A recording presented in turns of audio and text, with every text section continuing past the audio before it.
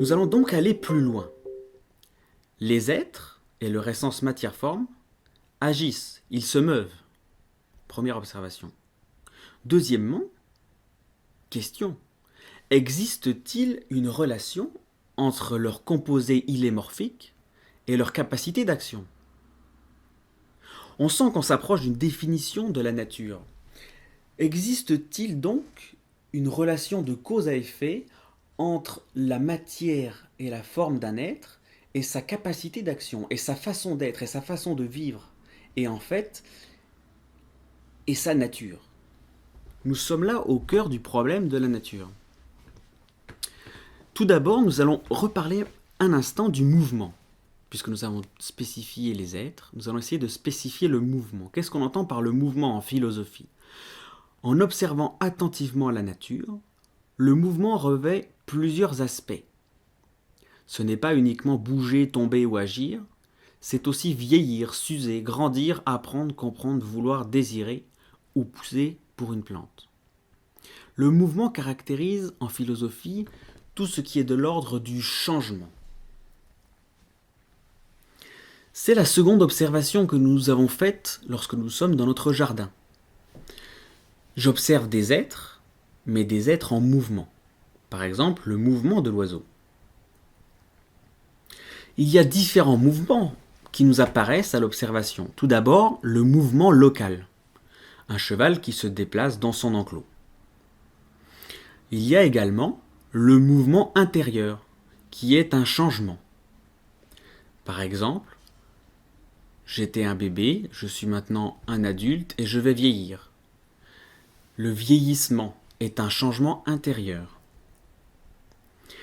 Il y a également, d'un autre angle de vue, le mouvement par analogie, soit substantiel, qui va transformer l'être même d'une chose, soit accidentel, qui va transformer les accidents, les choses non nécessaires d'un être. Par exemple, apprendre est un changement substantiel puisqu'il va concerner tout notre être, et c'est pour ça que apprendre la philosophie est une chose capitale dans l'élaboration d'une personnalité. Un changement et un mouvement plus accidentel sera le fait de bronzer. C'est un changement que l'on peut décrire philosophiquement, et qui n'est pas réellement essentiel et qui ne fait pas réellement partie de la personnalité de quelqu'un, de l'être de quelqu'un, tout en faisant partie, puisque c'est bien ma peau qui bronze. Les différents types de mouvements, donc, pour résumer, le mouvement local, le mouvement intérieur ou le changement, quantitatif ou qualitatif, un mouvement par analogie, substantiel, changeant l'être en lui-même, ou accidentel, affectant l'être par ses accidents. Nous allons donner une analyse de ce mouvement. Nous avons découvert qu'il y avait un élément matériel et un élément formel dans les êtres. Nous avons observé le mouvement des êtres. Il convient maintenant de porter l'analyse sur ce mouvement et déceler s'il existe un lien entre la nature des êtres et leur mouvement. La nature du mouvement. Si le penseur dans son jardin va essayer d'observer maintenant ce petit oiseau qui est là par terre devant lui et qui soudain s'envole, il faut essayer d'analyser ce mouvement. Nous voyons qu'il y a un début et une fin à l'action. L'oiseau s'envole devant moi, par terre devant moi. Il fait 5 ou 6 mètres et s'accroche dans l'arbre le plus proche à une branche. Il y a un premier terme extrême et un second terme extrême. Il était d'abord dans l'herbe, il sera ensuite dans l'arbre. Et il y a le sujet du mouvement. C'est l'oiseau, qui est traduisible par la notion d'acte et de puissance. Nous reviendrons là-dessus, mais nous pouvons déjà dire que la puissance est l'aptitude d'un être au changement. Cet oiseau peut voler de par terre devant moi jusqu'à cette branche à 5 ou 6 mètres parce qu'il a la capacité, la puissance de voler. La pierre qui était à côté de lui ne l'a pas. L'acte, c'est le fait d'avoir changé. L'oiseau, lorsqu'il volait encore, était en puissance d'atteindre la branche, et lorsqu'il sera posé sur la branche, il est en acte d'être posé sur la branche. C'est un concept, celui de puissance et d'acte, qui est corrélatif au mouvement, au changement, et qui est une traduction conceptuelle de données que nous observons dans la réalité, une fois de plus. Continuons. Ce mouvement est donc le passage d'une puissance à l'acte. Si je vieillis, c'est parce que j'ai la possibilité de vieillir. Si ce caillou que je lâche tombe, c'est parce qu'il est en puissance de tomber. Il peut tomber. Il est lourd, c'est un corps lourd attiré par l'attraction terrestre. On voit qu'on s'approche petit à petit de cette question fondamentale de la nature des choses. C'est pour ça qu'il faut bien analyser chaque degré de la réalité qui nous entoure avant de pouvoir poser une définition sans a priori de ce qu'est la nature, pour comprendre la nature. Il y a donc, pour revenir au mouvement, 4 éléments dans le mouvement. Le mouvement lui-même, le sujet qui est le support, enfin qui est l'agent du mouvement en fait, le premier terme et le second terme. Il y a 2 types de mouvements différents sous l'angle de la passion et de l'action. On distingue en fait ce qui est mu et ce qui meut. Par exemple, le joueur de billard meut la boule, tandis que la boule est mue par le joueur. Le joueur est actif, tandis que la boule est passive. Ainsi, la nature d'une chose ne se pose pas en question uniquement par rapport aux compétences actives de l'être, mais aussi, et parfois même surtout par rapport à ses compétences passives. On voit que la puissance par rapport à l'acte, disons, la puissance d'une nature, de la nature d'un être, comporte une caractéristique qui nous interroge sur ses compétences passives. Est-ce que je peux faire rouler un cube de béton? Difficilement. Alors que faire rouler une boule de billard, c'est très facile. Donc on voit que la nature possède également cette caractéristique de pouvoir être passive ou active. Nous allons donc essayer de répondre maintenant à cette question que nous avions posée en deuxième partie. Le mouvement est-il lié à l'essence? Le mouvement est-il lié à la matière et la forme d'un être? La boule de billard, l'oiseau, l'homme qui pense.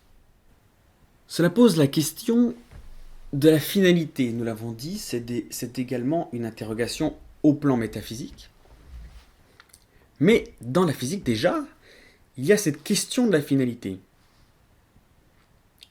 Sans entrer d'emblée dans le domaine métaphysique, qui est l'étude des causes et la téléologie, il est manifeste que l'essence, et spécialement la forme, spécifie le mouvement de l'être.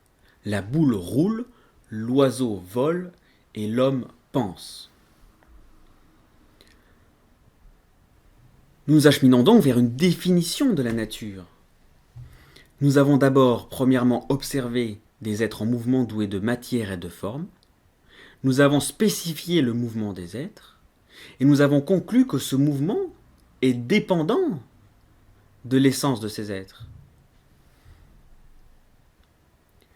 Nous pouvons donc définir la nature d'une boule d'une boule de billard en plastique qui va rouler, d'une boule en papier qui pourra être soufflée par le vent, d'un oiseau qui va s'envoler, des planètes qui tournent autour du Soleil. Tous ces êtres, toutes ces choses ont une nature. Donc si on veut définir ce qu'est la nature en tant que concept, c'est-à-dire en nous élevant au-delà des configurations matérielles et formelles qui nous entourent, mais réellement en nous attaquant au concept même, à la notion de nature, la nature en fait c'est l'essence en acte. La nature c'est la projection de l'essence dans l'existence. C'est la projection, elle n'est pas projetée en fait, dès l'instant où l'être est devant nous, dès l'instant où l'être existe en effet, la nature agira en tant que traduction dans la réalité de l'essence de l'être. C'est ça la nature d'un être. La nature c'est cet être en tant que ce qu'il est, le fait agir et être tel qu'il est. La nature, c'est la traduction extérieur, intelligible de ce que nous sommes, de ce que l'être est au fond de lui, dans son essence. C'est la traduction de sa matière et de sa forme. La nature est donc en quelque sorte la projection de l'essence dans l'existence, bien que l'existence ne soit pas une projection de l'essence, mais un acte indépendant de l'essence, comme nous le verrons en métaphysique.